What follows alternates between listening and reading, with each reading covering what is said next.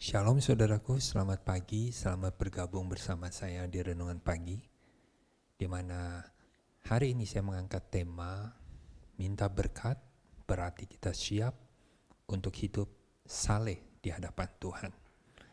Mari kita sama-sama berdoa dulu. Tuhan, terima kasih atas pagi hari ini, terima kasih atas semua anugerah-Mu, Tuhan terima kasih atas kesehatan yang Kau berikan. Tuhan, kami rindu manusia batinia kami juga menjadi sehat, yaitu kami semakin bertekad untuk masuk di dalam kehendak-Mu, hidup menurut pimpinan-Mu. Kiranya Roh Kudus-Mu menolong kami di pagi ini, agar hati kami sungguh Tuhan, ingin selalu di dalam pimpinan-Mu. Kiranya Roh Kudus memimpin kami mengerti kebenaran firman-Mu di pagi ini. Dalam nama Yesus kami berdoa. Saudara, untuk lebih mengerti, mendalami yang saya sharingkan pada hari ini, saudara juga bisa mendengar renungan pagi saya yang lainnya, yang dimana saya mengangkat tema yaitu minta berkat, berarti ego kita harus siap mati. Saudara, kita coba mengingat kembali apa yang saya sudah pernah sharingkan di renungan sebelumnya, yaitu kalau kita ingin mata pisau yang tumpul menjadi tajam, maka kita harus mengasah kedua sisi dari mata pisau tersebut. Saudara, iman kita harus benar-benar diasah dari dua sisi. Sisi yang pertama yaitu kita memang butuh diyakinkan, yaitu butuh mendengar firman Tuhan yang mengajarkan, yang mengingatkan kita, memberitahu kita bahwa betapa Tuhan mengasihi kita, betapa Tuhan setia memimpin kita, betapa Tuhan dapat membukakan jalan buat kita, Tuhan menjadi perlindungan kita. Ini adalah khotbah-khotbah yang memang di satu sisi boleh dikatakan sangat mendatangkan manfaat untuk pertumbuhan iman kita.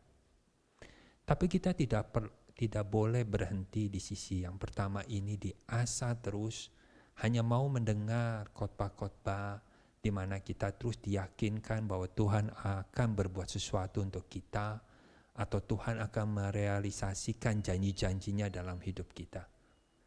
Tapi iman kita harus diasah di sisi yang kedua. Sisi lainnya yaitu kita harus diajar untuk menanggalkan keegoisan kita dan belajar taat pada kehendak Allah. Yaitu kita diajarkan untuk kita mulai bersyukur menghadapi masalah. Jangan sedikit masalah kita langsung buru-buru berdoa minta Tuhan tolong kita. Karena ada beberapa masalah yang mungkin timbul oleh karena kesalahan kita sendiri. Ada juga masalah yang mungkin timbul oleh karena untuk sementara waktu memang Tuhan sedang memproses kita agar kualitas iman kita semakin baik, semakin berkenan di hadapan Dia. Jadi saudara, kita tetap harus bersyukur dalam keadaan apapun saat saudara mengalami berkat ataupun tidak mengalami berkat pertolongan Tuhan. Apakah tujuan Tuhan memberikan berkat? Di renungan yang sebelumnya saya mengatakan bahwa berkat Tuhan, anugerah Tuhan atau kasih Tuhan yang sudah dinyatakan pada kita adalah merupakan satu batu loncatan untuk kita mengenal Tuhan. Yaitu agar kita bisa mengenal Dia, mengerti keberadaan Dia, kemahakuasaan Dia, kemahasetiaan Dia, kemahabesaran Dia. Tapi kita tidak berhenti di tahap ini. Berkat Tuhan yang sesungguhnya adalah agar kita bisa selanjutnya. Karena berkat itu tadi saya katakan hanya batu loncatan. Batu loncatan agar supaya kita meloncat ke satu level berikutnya. Yaitu kita bisa merespon kasih Tuhan. Nah saudara, ada satu tantangan. Saat kita sering mengatakan, aku mengasihi Engkau Tuhan. Bukankah kita dihadapkan pada suatu tantangan? Apakah kita siap meninggalkan keegoan kita? Karena pada saat kita berkata, aku mengasihi Engkau Tuhan, maka fokus hidup kita harus sepenuhnya menurut pimpinan Tuhan. Apakah saat kita meminta berkat, kita juga memiliki tekad seperti ini? Atau saat kita minta berkat, kita lupa mengenyampingkan malah akhirnya tekad ini di hati kita. Saudara, kalau kita melihat di dalam perjanjian lama, berkat Tuhan mungkin bisa kita lihat dari satu sisi, yaitu di mana di dalam perjanjian lama bahwa berkat Tuhan, anugerah Tuhan mungkin lebih ditekankan untuk kita mengenal kemahabesaran Tuhan, kemahakasihan Tuhan. Tuhan Maha Kasih, Tuhan Maha Kudus, Tuhan Maha Setia. Itu inti daripada berkat atau anugerah Tuhan yang mungkin dilihat dari satu sisi menekankan untuk kita tambah mengenal Tuhan. Tapi kalau bicara berkat atau anugerah Tuhan di dalam perjanjian baru, kita mendapatkan mungkin satu sisi di mana berkat dan anugerah yang dinyatakan di dalam perjanjian baru ini adalah untuk lebih meningkatkan kualitas hubungan kita dengan Allah. Mari saudara kita baca ayat ini 2 Petrus 1 ayat 3-4 dikatakan karena kuasa ilahinya telah menganugerahkan kepada kita segala sesuatu yang berguna untuk hidup yang saleh.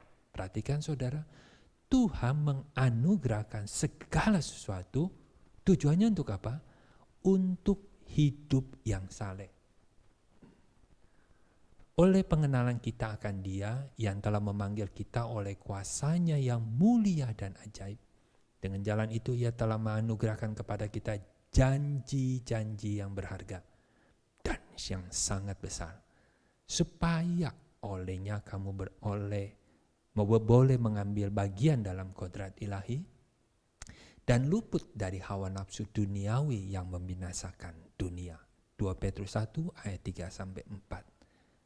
Jadi kita bisa ambil satu kesimpulan dari ayat di atas bahwa berkat Tuhan membantu kita untuk kita bisa hidup di dalam kesalehan.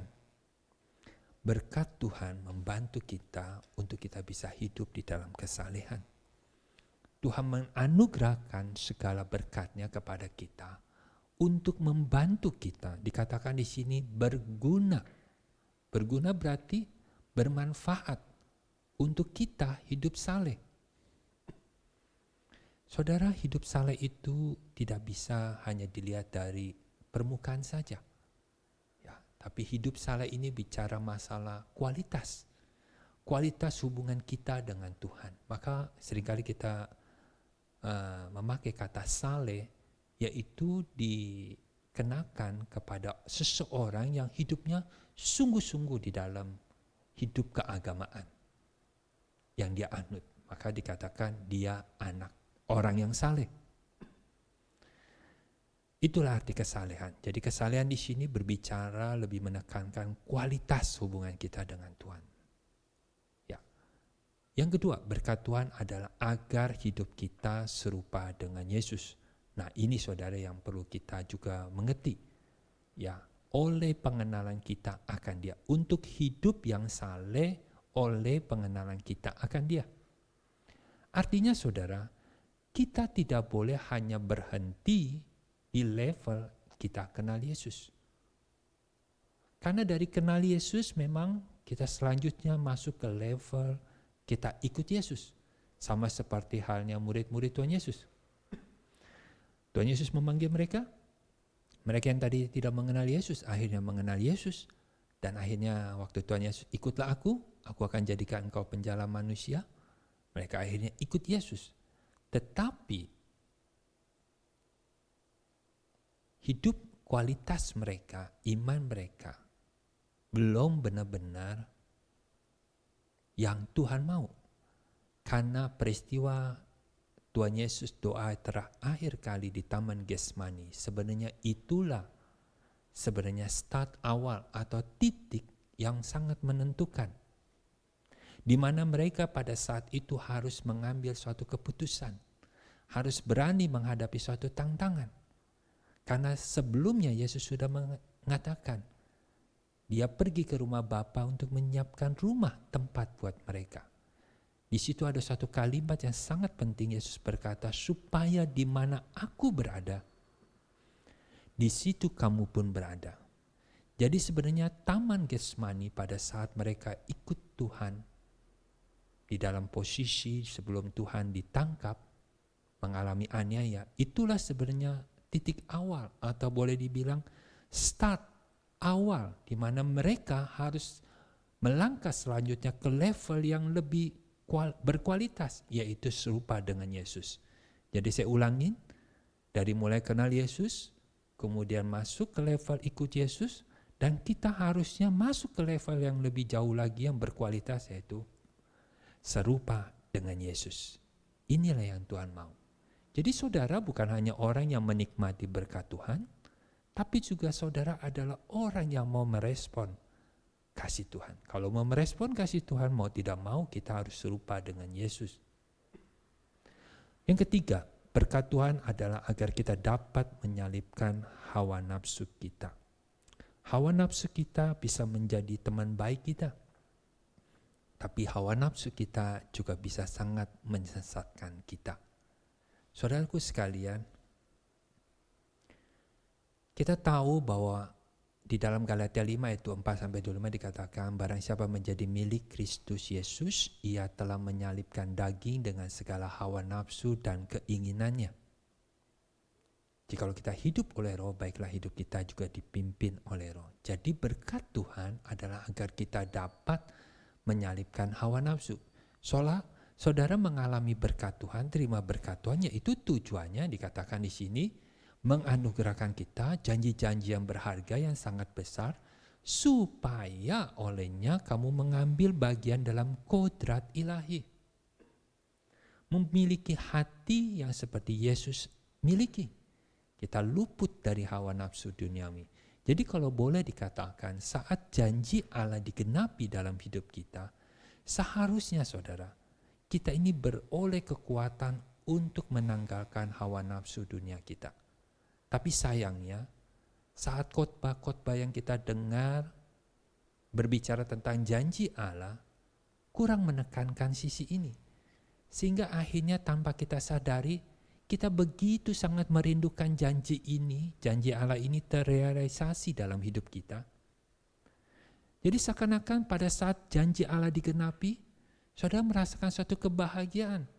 Padahal kalau menurut ayat ini, kalau janji Allah benar-benar digenapi atau dinyatakan, direalisasikan dalam hidup kita, seharusnya kita mengalami suatu perasaan yang bukan menyenangkan, melainkan suatu perasaan penderitaan atau kesakitan, kalau boleh bilang, saya gambarkan demikian. Kenapa saudara?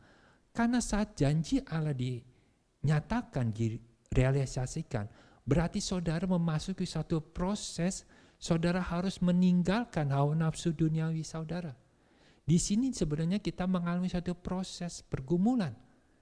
Tidak ada yang namanya di dalam pergumulan itu menyenangkan, saudara.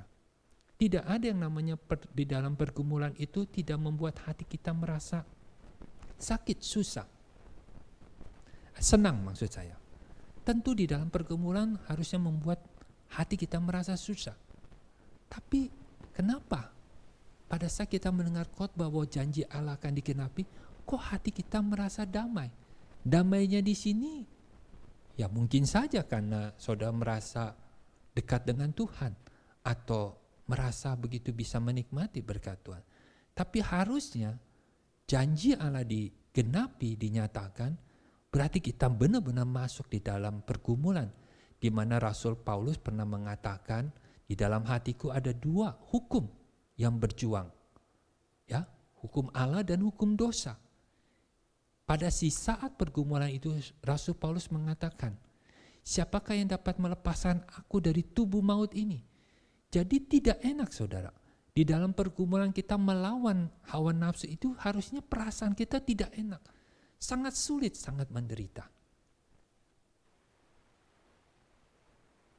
Berkat Tuhan adalah agar kita dapat menyalipkan hawa nafsu.